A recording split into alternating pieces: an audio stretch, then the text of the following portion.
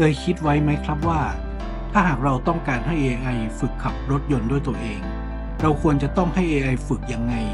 ใช้วิธีการไหนฝึกคลิปนี้เรามาดูกันครับว่าหลักการและวิธีการนั้นเป็นแบบไหนเพื่อที่จะได้นำไอเดียไปต่อยอดกับโปรเจกต์อื่นๆได้ครับลองดูก่อนไปเรื่อยๆอย่าฝาสิเอานั่นเห็นอะไรไหมเนี่ยมีรถมาหลบสิออกซ้ายสิเฮ้ยรถมาจะชนแล้วหลบสิโอ้ทำไมออกขวาจังเลยเนี่ยไม่ค่อยขับแต่ว่าช้าไปนิดนึงนะเร็วกว่านี้ได้ไหมว้าวเบาเพื่อนเบาเฮ้ยเบา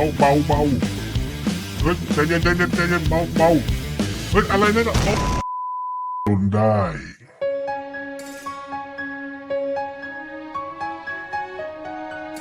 ที่มาของเรื่องนี้ก็คือผมมีความคิดว่าผมอยากจะทำหุ่นยนต์ส่งของแบบอัตโนมัติครับฟังไม่ผิดครับทำเองสาเหตุหลักๆก็คือต้องการให้ไปรับพัสดุที่ป้อมยามหน้าหมู่บ้านที่ค่อนข้างไกลก็ประมาณ200เมตรแต่เอาจริงๆก็คือไม่อยากเดินไปครับผมจึงลองไปหาข้อมูลเกี่ยวกับรถยนต์ไร้คนขับดูก็ได้เห็นว่ามี Tesla Self Driving น่าสนใจมากเป็น AI ขั้นสูงค่อนข้างซับซ้อนฉลาดสามารถขับไปกลางถนนจริงๆได้ดังนั้นผมจึงอยากจะนำเอาความรู้เรื่อง AI ที่มีอยู่ตอนนี้มาทำหุ่นยนต์ส่งของอัตโนมัติเอาเป็นในต้นทุนต่ำแล้วกันนะครับเพราะว่างบประมาณก็ค่อนข้างจำกัดอยู่นิดนึงแต่จริงๆแล้วรถส่งของหรือหุ่นยนต์เสิร์ฟอาหารในปัจจุบันก็พอเคยเห็นอยู่บ้างนะครับอย่างเช่นในห้างสรรพสินค้าที่เราไปทานอาหารก็จะมีหุ่นยนต์ที่เสิร์ฟอาหารก็วิ่งไปวิ่งมาตรวจจับหาเส้นทางการวิ่งคือตัวนั้นเนี่ยผมก็ไปลองศึกษาดูเนี่ยจะมีตัวที่เรียกว่า LiDAR Sensor นะครับทำหน้าที่เหมือนตัวตรวจจับวัตถุที่อยู่ข้างหน้าก็จะบอกระยะทางระยะห่างของเส้นทางที่จะวิ่งไปได้กับวัตถุแล้วก็เพื่อจะหาดูว่าเส้นทางที่จะวิ่งเนี่ยจะสามารถวิ่งไปตรงไหนได้บ้างมีคนขวางอยู่หรือเปล่ามีแยกซ้ายขวาที่จำเป็นต้องเลี้ยวหรือเปล่านะครับไรด้าเป็นเทคโนโลยีที่ใช้เลเซอร์ในการวัดระยะห่างของวัตถุและสร้างภาพ3มิติของสภาพแวดล้อมโดยรอบระบบเรดาร์ทำงานโดยการปล่อยแสงเลเซอร์ออกไปและวัดระยะเวลาที่แสงสะท้อนกลับมายังเซ็นเซอร์ซึ่งช่วยให้คำนวณระยะทางของวัตถุได้อย่างแม่นยำเราก็จะเห็นการนำเอาเรดาร์มาใช้กับการสำรวจประเทศการขับขี่อัตโนมัติโดรนหรือในหุ่นยนต์แต่เรดาร์ก็มีข้อจำกัดอยู่เหมือนกันนั่นก็คือทำงานได้ไม่ดีในสภาพแวดล้อมที่มีหมอกหรือฝุ่นหรือฝนตก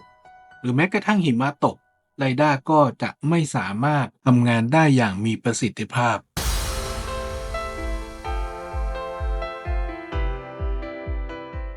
แต่ว่าโปรเจกต์ของเรานั้นจะไม่ใช้เรดาร์นะครับก็ไม่ใช่อะไรหรอกครับสาเหตุหลักๆก็คือ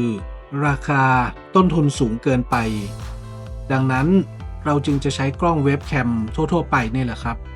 ราคาประหยัดและก็น่าจะสามารถใช้งานได้เหมือนกัน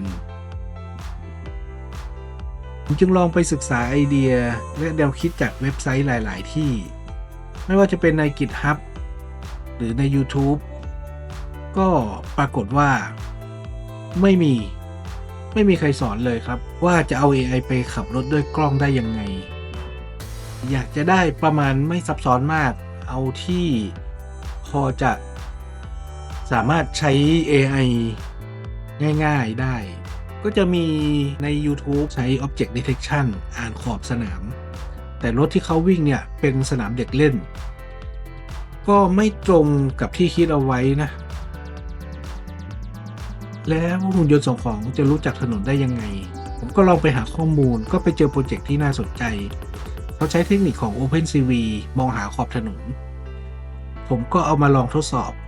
ปรากฏว่าไม่รอดครับเพราะตัวนี้เป็นแค่ Image Processing ซึ่งมันจะไม่ค่อยฉลาดเหมือนกับการใช้ AI คือถ้าสภาพถนนเปลี่ยนสภาพแสงเปลี่ยนก็ตัวจับขอบถนนไม่ได้ละตรงนี้เนี่ยผมคิดว่าอาจจะต้องเปลี่ยนแนวคิดว่าเราจะทำยังไงถึงจะให้ AI มันรู้จักกับขอบถนน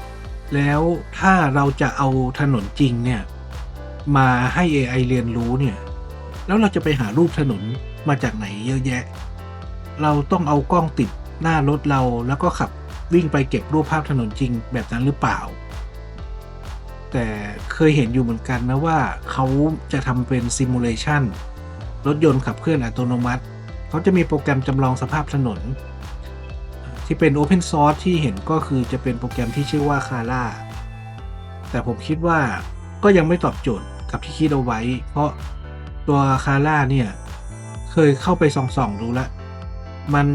ไม่สามารถคัสตอมมาใช้กับไอเดียของเราได้นะเพราะว่ามันจะดูแล้วแอบใช้ยากอยู่นิดนึงสุดท้ายแล้วผมก็มาพบว่าผมจะหารูปถนนจริงได้ยังไงก็จริงๆแล้วเนี่ยง่ายๆเลยนะก็เอามาจากในเกมครับใช่ครับผมปกติแล้วเนี่ยก็ชอบเล่นเกมนะครับเกมขับรถอะไรประมาณนี้ไม่ว่าจะเป็น Need for Speed Forza หรือเกมรถแข่งอื่นๆก็เป็นถนนที่มีความชัดเจนแล้วก็น่าจะใช้ได้นะครับผมมีเกม Forza 4 อยู่ก็เอามาเป็นข้อมูลสำหรับ AI ที่จะทำให้ AI สามารถรู้จักถนนได้ผมก็เลยทำการลองเปิดเกมแล้วก็บันทึกหน้าจอในโหมดที่มองทะลุกระจกรถนะครับไม่เอาแผงหน้าปัดรถยนต์ติดมาด้วยแล้วก็หลังจากนั้นก็มานั่งตีลาเบลถนนแบบ AI segmentation แล้วก็สอน AI ให้ดูแค่ขอบถนนและสุดท้ายผมก็ได้ขอบถนนมาแล้วลองเอามาแบ่งเป็นเส้นเป็นเลนซ้ายเลนขวาปรากฏว่าส่วนถนนบางส่วนเนี่ยไม่มีเส้นกลางตอนแรกผมตั้งใจว่าจะให้รถเนี่ยสามารถรู้ได้ว่าอยู่ตรงเลนซ้ายหรือเลนขวาปรากฏว่าเจอถนนที่ไม่มีเส้นกลางชัดเจนก็ไม่สามารถบอกเลนซ้ายเลนขวาได้ดังนั้นเบื้องต้นก็คงเอาแค่ขอบถนนก่อนก็พอส่วนเรื่องเลนเดี๋ยวค่อยคิดทีหลังแล้วกันหลังจากนั้นก็มาลองแบ่งเส้นกึ่งกลางของถนนแล้วให้รถวิ่งไปข้างหน้าโดยรักษาตำแหน่งแค่กึ่งกลางของรถยนต์อย่างเดียวและนี่ก็คือการทดลองแรกของผมรถยนต์ขับอัตโนมัติโดยไม่ต้องควบคุมผมเพิ่มการตรวจจับรถยนต์บนถนนเข้าไปด้วยนะครับโดยใช้ Object Detection ถ้าตรวจเจอรถและรถวิ่งเข้ามาใกล้ๆก็จะให้รถที่เป็นตัวต้นแบบของเราเนี่ยหลบไปอีกทางหนึ่งแต่ผมว่ามันก็ยังไม่ฉลาดพอแบบนี้ยังไม่น่าใช่ตัวเซลล์ไดวิ่งน่าจะเป็นการเขียนเงื่อนไขให้รถวิ่งคล้ายๆกับเหมือนหุ่นยนต์ที่วิ่งไปตามเส้นก็จะไม่ได้ใกล้เคียงกับคำว่า Full Self Driving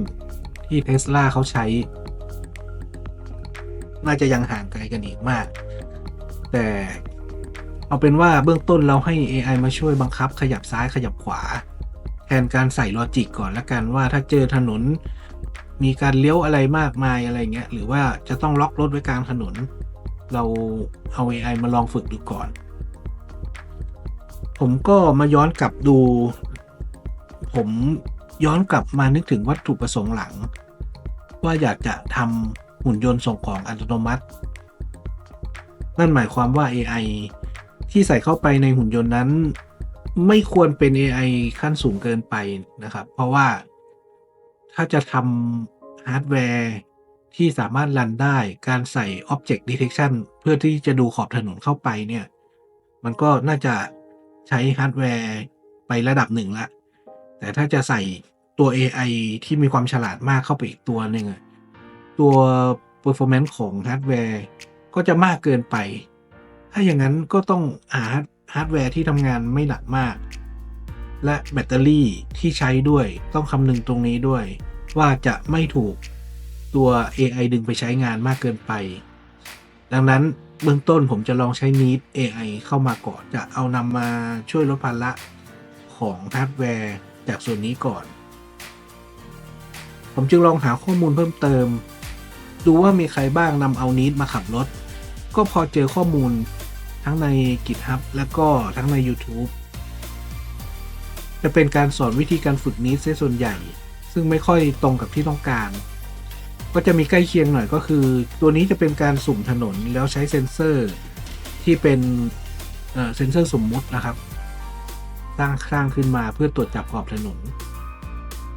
แล้วก็วิ่งไปตามถนนเรื่อยๆแต่ว่าNeatขับรถตัวนี้เนี่ย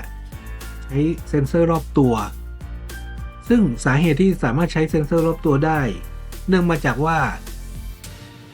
มุมมองของรถยนต์เขามองจากด้านบนรถทำให้สามารถเห็นถนนได้รอบ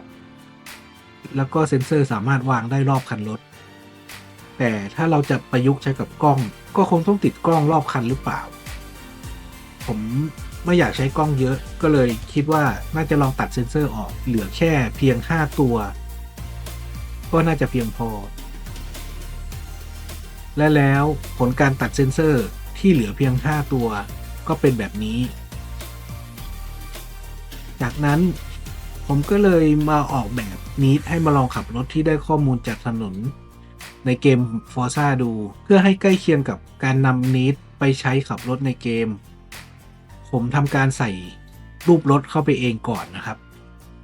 เพื่อให้ AI ได้รู้ว่าตัวเองอยู่ตรงไหนมีรูปร่างเป็นยังไงผมสร้างรถที่ใส่ลงไป50คันเอาให้สุ่มวิ่งและทำการฝึกในการเก็บข้อมูลของเกมดูตอนแรกผมคิดว่าเซ็นเซอร์แค่2ตัวก็น่าจะพอนะเอาให้รถยนต์รู้บอกระยะซ้ายขวาได้ระยะห่างจากถนนห่างจากรถยนต์คันอื่นแบบนี้ก็น่าจะเพียงพอหลักการไอเดียก็จะใช้คล้ายๆกับหนวดแมลงสาบแต่ผลลัพธ์ที่ได้ก็คือไม่รอดครับก็ไม่เป็นไรครับเพิ่มเซ็นเซอร์ให้เป็น4ตัวแล้วกันก็ยังไม่รอดผมกำหนดให้การฝึกขับรถของNeat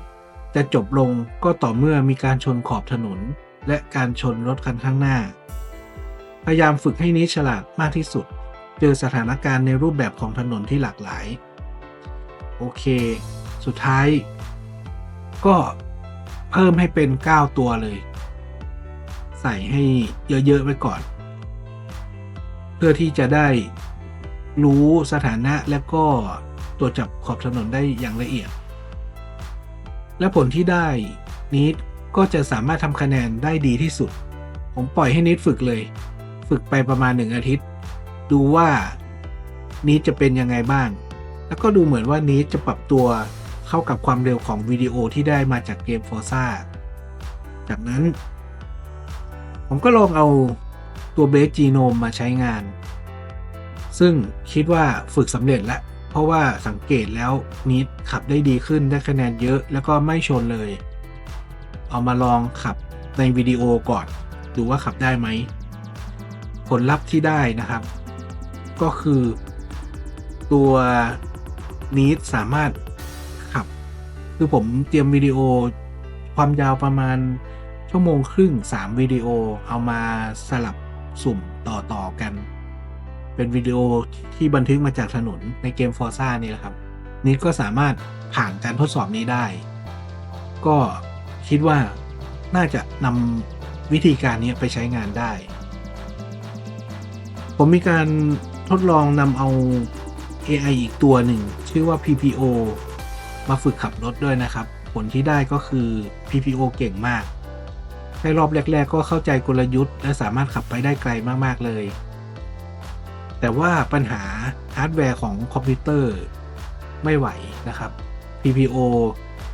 กินทรัพยากรฮาร์ดแวร์มากแต่ PPO อาจจะเหมาะกับเรื่องอื่นเดี๋ยวเราค่อยไปทดสอบกันทีหลังอีกทีหนึ่งซึ่งจริงๆแล้ว PPO เนี่ยเป็น AI ที่ ค่อนข้างฉลาดเลยทีเดียว แต่ติดเรื่องฮาร์ดแวร์นะครับ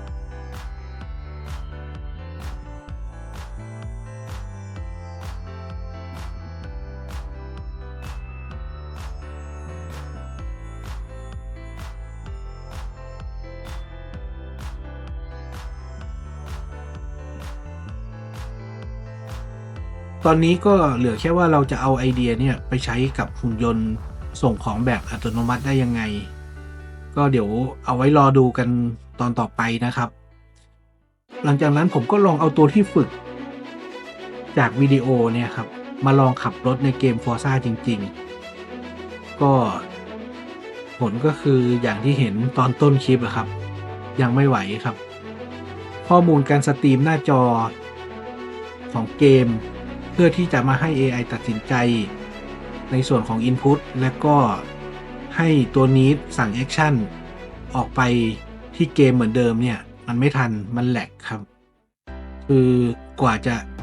สตรีมหน้าจอเข้ามาที่นี้กว่านี้จะสั่งแอคชั่นออกไปเนี่ยคือรถตกขอบถนนเรียบร้อยละก็เดี๋ยวต้องไปหาวิธีการจูนให้มีการอ่านหน้าจอที่เร็วขึ้นแล้วก็การสั่งคีย์บอร์ดให้สัมพันธ์กับนีดเพราะว่าสิ่งที่นีดฝึกในวิดีโอนั้นน่ะ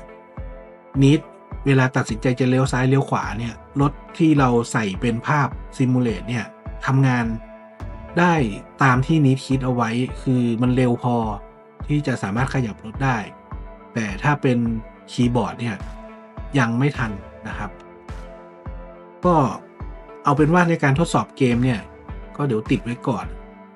จะลองพยายามทำไปเรื่อยๆถ้าเจอโซลูชันที่ดีๆก็จะเอามาแนะนำแล้วก็เอาผลการทดสอบการขับรถของ AI ที่คิดว่าน่าจะดีขึ้นกว่านี้แหละเอามาให้รับชมอีกรอบหนึ่งขอพอกับการทดสอบในเกมก่อนละกันนะครับเดี๋ยวขอไปลองกับหุ่นยนต์จริงๆก่อนรับส่งของแบบอัตโนมัติเนี่ยเราจะทำได้ออกมาเป็นหน้าตาแบบไหนวิ่งใช้งานได้จริงขนาดไหนนะครับก็ถ้าชอบเนื้อหาและไอเดียของการใช้ AI มาช่วยในการทำงานก็ลองติดตามดูนะครับว่าจะนำเนื้อหาอะไรมาให้ได้รับชมกันเข้าใจว่า AI อาจจะซับซ้อนมากเกินกว่าที่จะเรียนรู้ได้อย่างรวดเร็วแต่ถ้าศึกษาไปเรื่อยๆก็จะกลายเป็นเรื่องง่ายเองครับและจะพยายามอธิบายให้เข้าใจง่ายๆก็แล้วกันนะครับส่วนคลิปนี้ก็ต้องขอลากันไปก่อนนะครับไว้เจอกันใหม่นะครับสวัสดีครับ